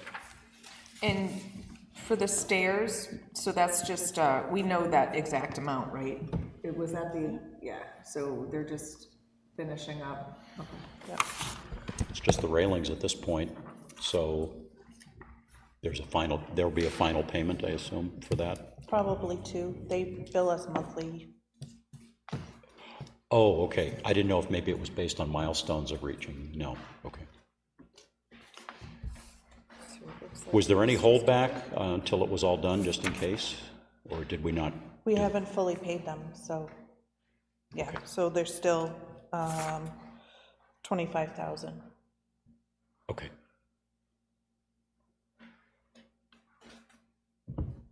We haven't asked for holdbacks. Go on. We have not asked, so Okay. we might want to consider that going forward for other Well- contracts, but to date, we have not done that. Yeah. I think sometimes that's Wise. a wise thing to do, because, I mean, once it's all paid, you lose all your leverage. No comment. Any other questions on the ARPA sheet before we move to the budget? Okay. It was supposed to print in color. I don't know what happened, so. What's that, on the ARPA one? Yeah. Oh. Well, we did color, you did color on the It worked budget. on one report, not the other. Yeah, yeah. So, I mean, before I open it up to the board for questions or comments, Paula, is there anything you want to point out to us on this? Good, bad, or indifferent? Everything is really where everyone and all the lines are really where we should be. I wrote a few notes here and there, but nothing is major or anything concern right now. Just look, well, I hate to go jumping around on it, but I can remember just looking at the Human Services. human services. We're not, I mean, we're ahead or behind, depending on how you want to look at it, but we're on a pace Yep. to run out of money on that line if we keep up the pace. And there's nothing we can do about No, that. I know. So we'd have But to it is just find something it for us to somewhere. watch out for and to know where we're going to get it from. Yeah. Right. Right, I mean, it's never too early to start identifying those places that look like there's gonna be surplus that we can pull from. Yeah. So that's something, Paula, that, as we do these from month to month, if like on that one, let's say the human services one in the next couple of months really starts. Oh, we've already done it. We know, we'll wait until public comment. Oh, okay. If you start to see things happening and percolating and it looks like we're going to go over, if you can proactively sort of look at the budget and tell us where you think we could make up the shortfall from some other line or lines.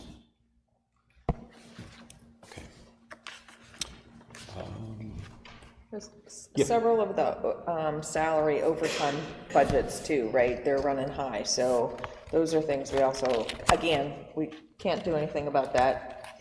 So those are things we just have to really start keeping an eye on where we have extra money, if there's such a thing. So Paula, the yellow highlighted ones, looks like,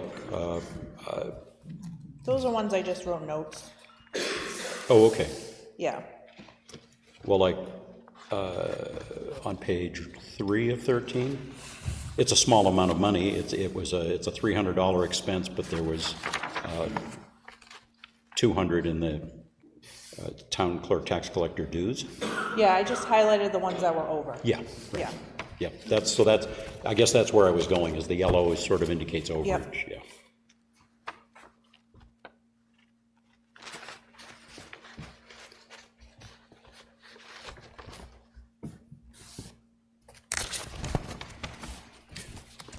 Other questions from the board? No. Okay, thanks, Paula. No, I do have a question. Except for the SSI, the budget line for that consulting, so you'll just, so next Monday, unless you know off the top of your head what we had budgeted for that plan? Because we were just trying to figure out where that was, right? Oh, well, I don't remember the number, that's what I have to look up. Right. But that is under line 4130-32. It's systems. It's part of the 334,000. 413032? Yeah. Poet systems for 334, it's in there, I just have to look up the amount. What's the number again?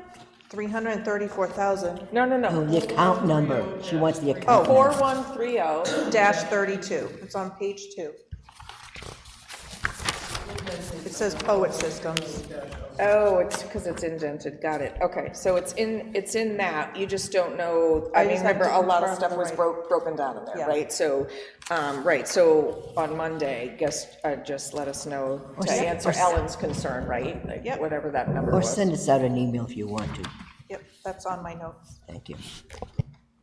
Thanks, Paula. Okay. Next item is something that we put off from the last meeting.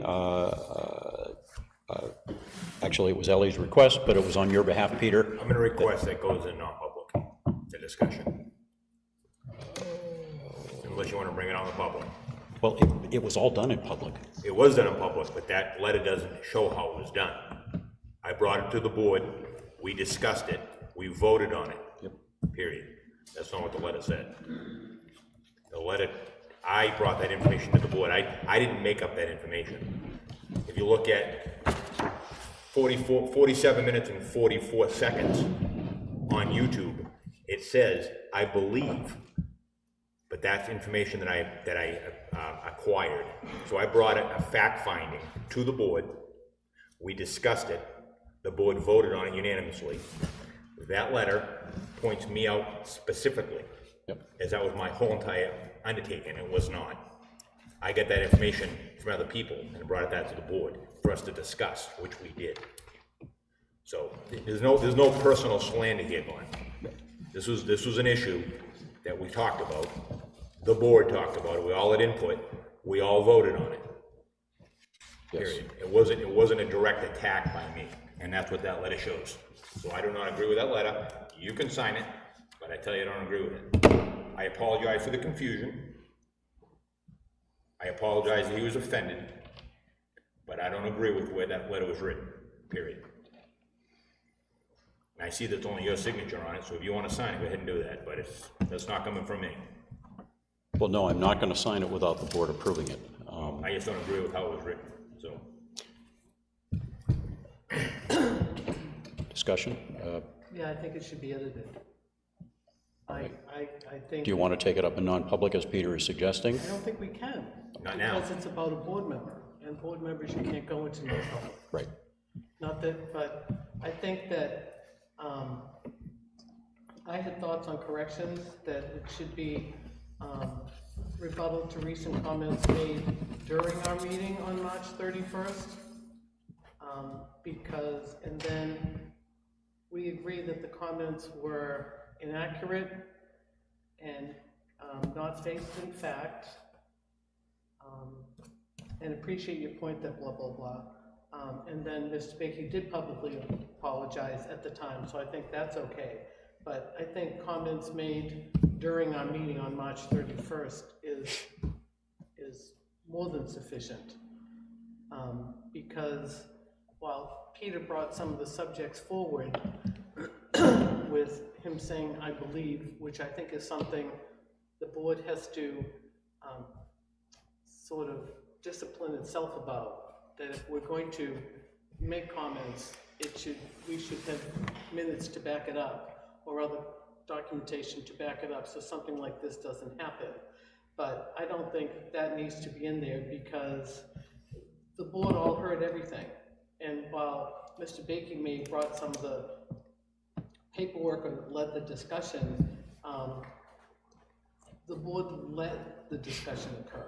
Right. And didn't try to stop anybody or make corrections, and, you know, there was a board member who was involved in this, and I just think it got out of hand. So I don't think that, I think we can remove by board member Peter Bakey in that line. I don't think that's necessary, and I would leave Mr. Bakey's name in at the bottom, because during the meeting, he did publicly apologize for his inaccurate statement, and I think that part's okay. But I think that can be removed, and we agreed that the comments were inaccurate and clearly not based in fact, as it turned out. But I think that's all that we need to say. I don't think that needs to go up. So, Peter, what do you think about that? I agree. Recommendation? I agree. Any other discussion on that topic? No. So, Susan, did you catch the? I'll need you to just help me with that, because I wrote one, it was adjusted, and so I just want to make sure that I've got it down the way you want. It's coming at you. Okay. I think it's going back to my original. Yeah, probably, yeah.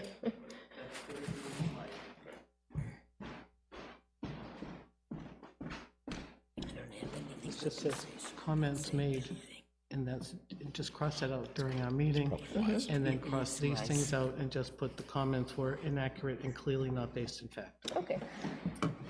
Thanks, Alan. So, once Susan has that edited, does the board want to see it next week, or are you okay with me signing it in the interim once that's done? Would you rather see it again, the final copy, next week? Yes. No rush, right? No. Yes. We'll see you next week. Okay. Thank you. Okay.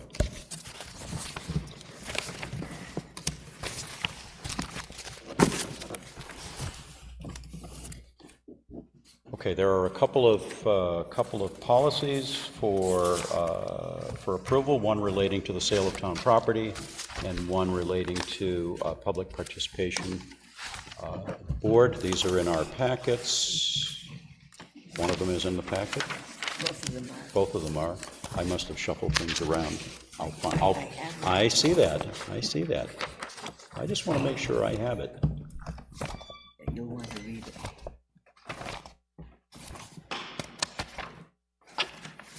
Voila. Of course, it's the last page. Okay. All right, so the first one, sale of town-owned property. Lori? Yeah, I just want to say that these are not new. Sale of town property was done in 2020. This is just putting it in the new format, and just for us to review it to make sure that this is the way that we're comfortable and that we think this is the way it should be done. And the same for, excuse me, public participation at board meetings. That was done in 2019, and it was just reformatted and moved around a little bit, but the content is exactly the same. And that's going to take a little bit more reading and probably discussion. It seems like the sale of town-owned land is pretty straightforward. But these are not new. They've been in existence, so we just really should review them anyway, because they're at least 5 years old. Make sure that we're good with them. And I agree, the one about public participation, we really ought to look at that and see if that's how we want meetings to be conducted and so forth, because it has some really specific stuff in there, and I'm not sure that some of it's appropriate, and we might want to do something. Yeah, and if you want to tackle that one first, I mean, I think that the last meeting I brought up some concerns about limiting time to speak, and that, I don't want us to be like the board, and if it's not on the agenda, we don't talk, although that was massaged a little bit. But we might want to put something like something about the chair may have the authority to restrict time based on the number of people that want to speak. You know what I'm saying? Yeah. Allow the chair to have the flexibility. We want people to be able to come to our meetings and speak out. Yep. But as things get repeated, you might want the opportunity to then say, maybe we should limit discussion of something new, the rest 2 minutes, 3 minutes. And we had 3 minutes in one place and 5 minutes in the anything goes. Right, Which was surprising. and in the two public comment sessions, one was restricted to things on the agenda and one was restricted to things not on the agenda. Right. And I don't know if that's the way we want to do it. Right, exactly. I didn't like that either. We probably should, I looked at the same. continuity, find an even ground for every board so we don't get confused. Well, there's a lot of boards who don't hold public comment. So, But I the ones mean, that do, can we have all the same? That's my question. I think, what do we feel comfortable? it's, yeah, what we feel comfortable with, right? Yeah. I'm thinking that they should just all be the same, regardless of what the decision is made for length of time. That way we don't confuse between boards how long. No, You know what I'm saying? So if this is, if you look at this, it says at board meetings, it doesn't specifically say what board. It should be, that should cover all board meetings. So you get something like the zoning board, you're gonna have different aspects. You're gonna have a pro and con, you're gonna have Is that what some you were debate. talking about, other town, our town boards? Correct. Okay, oh, I misunderstood, I thought you meant like select boards, other towns. So all of our town, oh, yeah, I think it should be different, I think every, This does say select board, it just doesn't Yeah, say. it's- in the title, It should be just the okay. select board, and let the other boards determine what they need to do. Yeah, it says under scope, this policy applies to the select board. but we will change that in the title to make it more, Okay. at select board. So maybe we can take time, look at this on our own, and we can come back to this one with some and we can work on it a little bit. But in the meantime, the one relating to Selling of town land. town land. The only comment I thought of was that we have a lot of time in between, and assuming it worked well the one time we had a couple years back, or a few years ago, I didn't know whether we allowed too much time between when we posted it and when we actually had the sale. Well, how much of it is prescribed in the RSAs and how much of it is I don't remember, to be Well, we honest have with to, you. yeah, so the RSA is listed, so we'd have to look it up and see if it is prescribed. I mean, it might be Yeah, it prescribed might be, already in you're there. right, you're right. I didn't think of It that. probably is. Well- Section 5 is pretty much from the RSA. It sounds like we're going to read this one too, and so let's put these back on our agenda for next week, Susan. Do you guys want them soft copy too, or are you better writing on the, yeah, I'm good with this. yeah.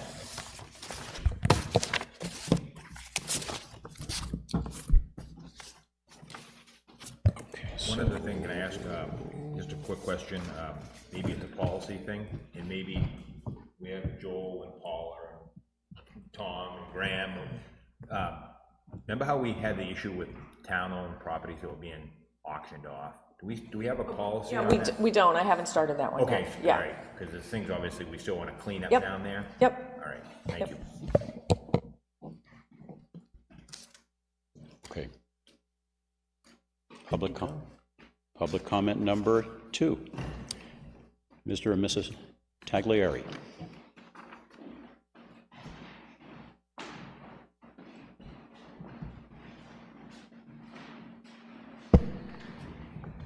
We're old hats at this. Hi, Sarah Taglieri, Matt Taglieri. 24 Jericho Drive. Apologies, we've been double dutying with baseball, softball games while live streaming the board, so apologies that we couldn't come earlier. But we did hear the conversation about the Tormeo, appreciate the separation of the two issues. The intent to excavate, I understand, is moving forward. I would just ask that for future intent to excavate, I think it's very helpful for all parties to know where they're looking to excavate. I think once that information was presented, it was very helpful for us direct abutters to know where that was occurring. But the other issue, of course, is the encroachment and the other issues, which we did hear on the YouTube, that you will be looking into that. We did mention the last 2 times, we're happy to have the code enforcement and planning person, Town planner. town planner, thank you, to come out. You can use us as points of contact. My only concern, of course, is next week being April vacation is not ideal. I Well- heard something to follow up next week. Well, the code enforcement officer will be reaching out to you. Okay, perfect. And so you can coordinate with him however it works exactly what best we for his schedule and yours. Okay, Mr. Berg was here, and we asked if he wanted to be the contact point, and he suggested you guys, Yes. since the measurement that we did to the berm was from a point on your property, so that would probably be more appropriate. nope, absolutely agree. And apologies, I thought we had mentioned either the last time or the time before. We are absolutely happy to coordinate that particular site walk as well. I just wanted to provide clarity as well.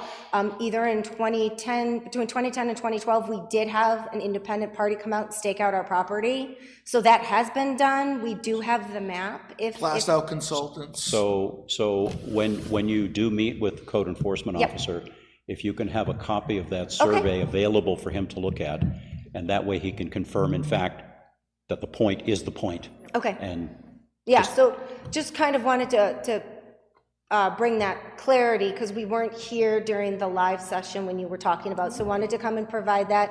Same thing regarding the issues that occurred in 2020, where there was the plan to put the trees. We have never seen the letter that was submitted. We know about the letter. I know you're looking for it, just for clarity. We weren't given that. And then at some point, the earthen berm was discussed, and I would like to call out that it can't be really a berm if they're driving heavy machinery on it. It's a road. So again, I understand the code enforcement will come and be able to check that, but I just wanted to come in person and provide that clarity on what the next steps were. appreciate that. So obviously you heard what went on. Yes, sir. But there were two things happening. Well, first of all, we signed the intent to Yes, excavate. we did hear that. We understand. And that's done.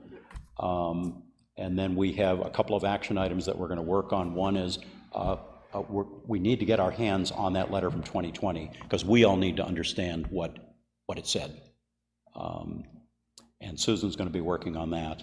And then Peter is going to be speaking with code enforcement officer and getting him started on going out and verifying distances and so forth, and checking on the status of things. I mean, is there a site plan also on this property? Do we know?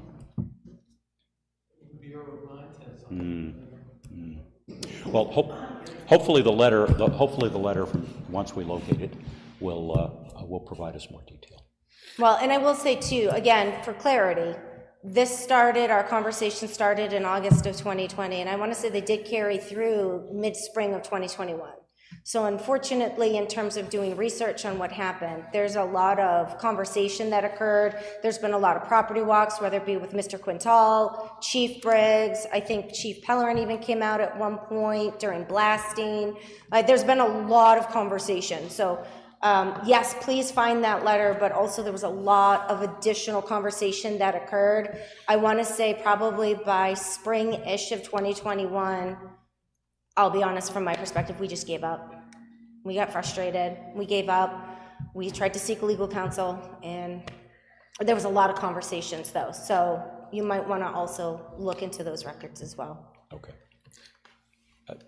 Believe me when I tell you that the board wants the party that in question, the gravel, the excavation site, not the gravel, the rock crushing site, to be in compliance, and we'll do our best to make that happen. Okay, we appreciate that. And just wanted to mention, I think it was November 30th of 2020, maybe check the meeting minutes, but it was mentioned that the town lawyer said they could come up to 50 feet, and we clearly saw, at least at that point, they were well within 50 feet. Right.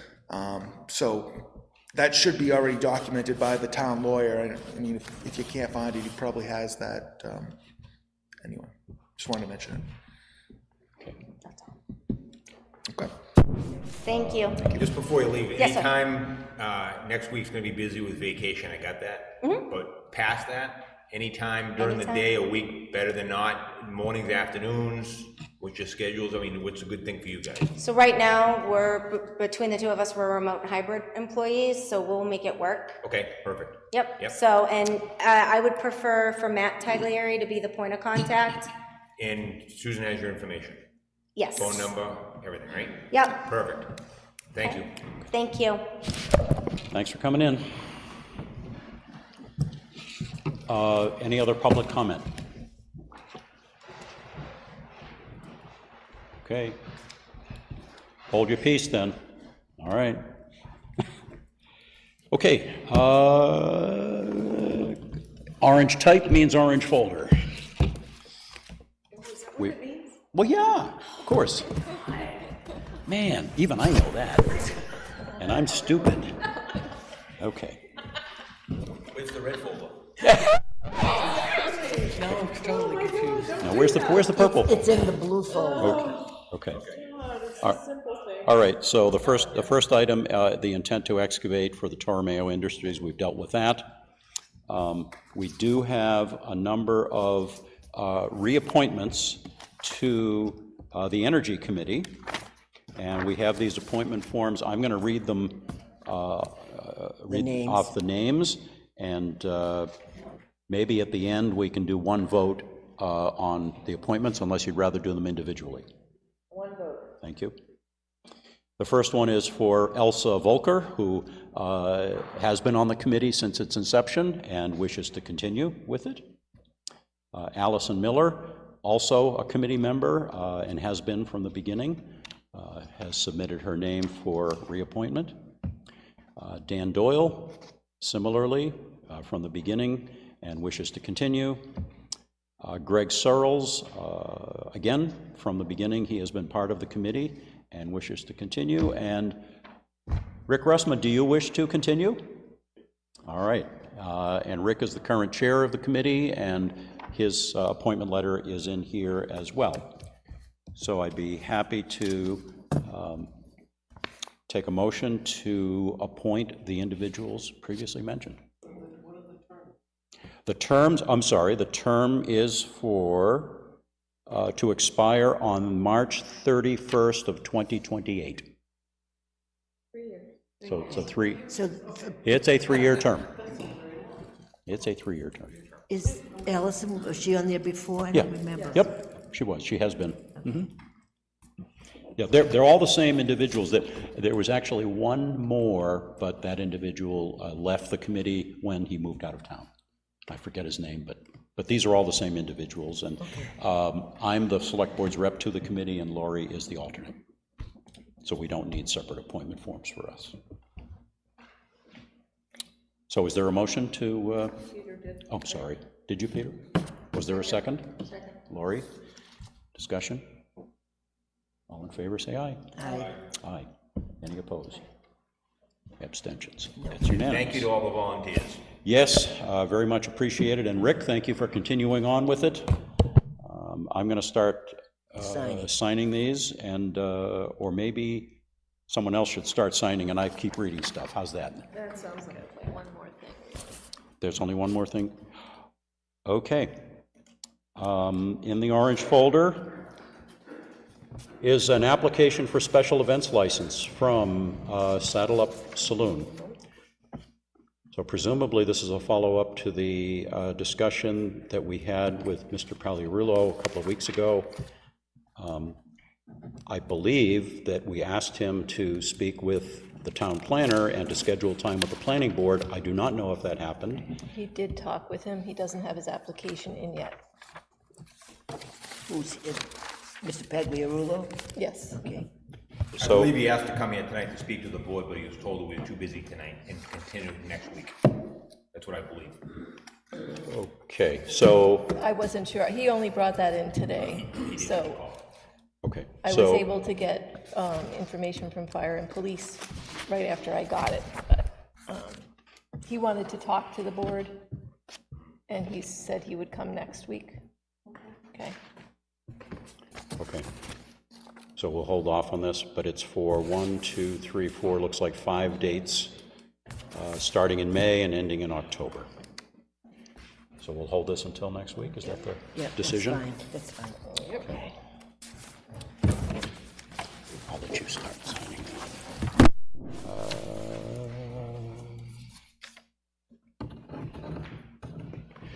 All right. Approval of meeting minutes from April 14. We had both public and non-public minutes. So moved. Motion by Ellie to approve the minutes as written. Is there a second? Second. Thank you. Motion by Ellie, second by Larry. Discussion. Don't speak yet. See? Adam, I got her. On page 6, I hate to break this all to you, but where it says G. Copeland said that all had agreed that it's time to begin preparing to add a town administrator, not all have agreed. Oh, Okay. Should I just say he suggested that it's time to begin? you could say that. Sure. Thank you. Was that it? Okay. It's not bad. I'll call for the vote then. All in favor, say aye. And that's for minutes as amended. As amended, correct. These are just for the public? Was it or public? non-public?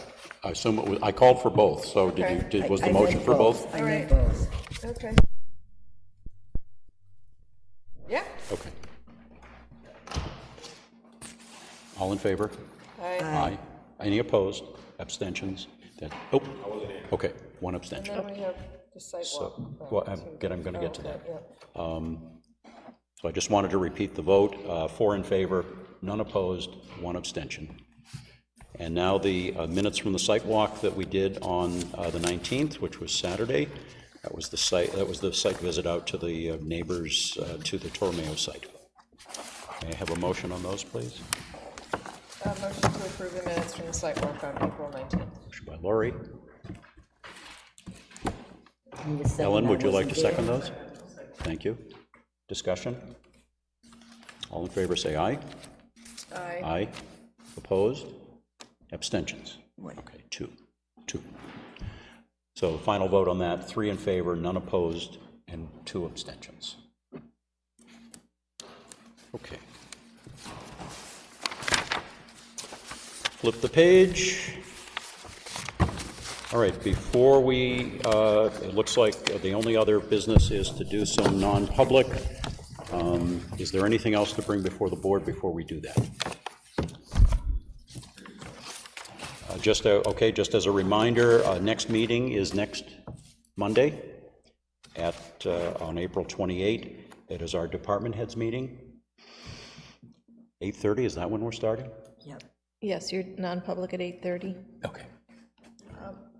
Before, did we want contracts. to talk about your suggestion about starting at 6? Oh, right. Oh, Instead yeah. of 6:30? There's As a some matter of confusion. course? We're back and forth all the time, and I didn't change the heading, so there was some confusion tonight. Do you want to just streamline it to 6 o'clock, and then if you need to non-public, you do it at 6? If you don't, you can get other things started, and I'll put all appointments at 6:30 or 7? Yes, we should do that, because it's tough to have our department heads here till 9:30 at night. Yeah. So we'll always start at 6. If there's appointments, you'll start them at 6:30, but it gives us time to do a non-public at 6. And then if there's no appointments, we can start the meeting at 6, do the appointments, and then go into it. So 6 o'clock. Correct. 100% in favor of it, but is there a situation that now becomes that when we're going over the minutes and stuff, is that part of public, so they, you know what I'm saying? Because now nobody's here till 6:30 to when the appointments start. So they can show up at 6, and if we have a non-public, they have to wait outside? I'm just trying to. Yeah. I'm Yes. in agreement with Yep. it, because it makes it early. And then they just have to wait outside. I just wanted to verify that. The agenda will reflect if there's a non-public starting the meeting, so if people pay attention, they would know, but. Perfect. But by the same token, if we don't have a non-public, or if we get done in 15 minutes, we'll go on to liaison reports and other things, Sure. Right. other than appointments prior Yep, to. absolutely. So we can keep the agenda moving forward. But you'll schedule appointments always at 6:30. In case there's a before non-public, Yeah, yes. okay, got it. When does the summer schedule start? In June. June. Perfect, thank you. I want to check before we agree to 6 o'clock. Adam, does that impact you at all? Rather substantially, yes. Yes, it does. I'm sorry, you have to speak on the record. So it does. So, What time can you be here, Adam, if we start it without you? I guess we can. I can turn it on. We can start it. We can start it. Yeah. Come on up.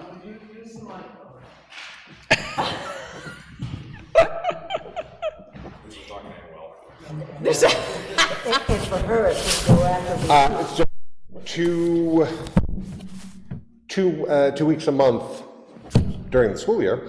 I have a meeting that will go till 4:30, 4:45, which just makes it tight getting home, eating, and then getting here. So 6 o'clock is a little tight. 6:30 was good, but that's just the issue I have.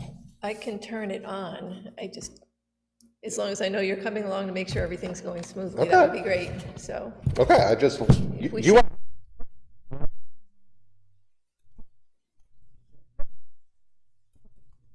And I am your liaison, so. That's true. You know. Yes. So Susan, are you comfortable that you can get this thing rolling when Adam's not here? Usually. But if he's coming right Well, along, we won't usually miss have much. non-public, so we can deal with non-publics right at the beginning. Yeah, so I it just, shouldn't be a problem. I know how to do it. Sometimes it works. I just- Sometimes it doesn't. I felt like I should make sure everyone was aware of it. Yeah, no, thank you for that. And I'm better. But yeah, Pressure at 6. I will do my weather best to be here, but it's just, We'll be okay. Okay, thank you. Thanks, Adam. Appreciate it.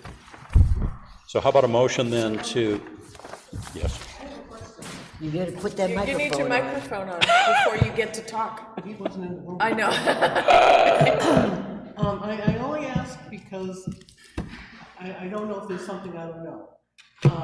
But for police personnel, haven't we already talked about anything that would be non-public, and all we're talking about now is money? Money's not non-public. So just trying to make sure, there could be something. It's and that's why compensation. I want to ask this, Yeah. that's why I wanted to, you were here, so I wanted your input. Thank you, okay, I just wanted to check. all right, may I have a motion then to, from this point forward, have select board meetings, other than the department head meetings, start at 6 PM? So moved. Motion by Laurie, second by Peter.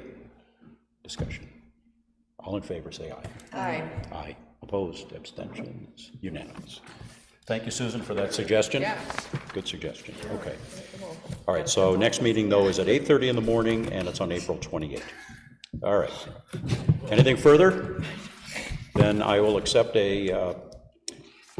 and before I say this, just for anyone listening, we have no other business to conduct in public, so once we finish the non-public, we will merely be coming out to close the meeting and seal the minutes. So may I have a motion to go into non-public session, please, per RSA 91A:3 Roman 2A. So Thank you. Second. Second. Did you get that? Yes. Roll call. Ellen? Peter? Yes. Ellie? Yes. Glenn, yes. Laurie?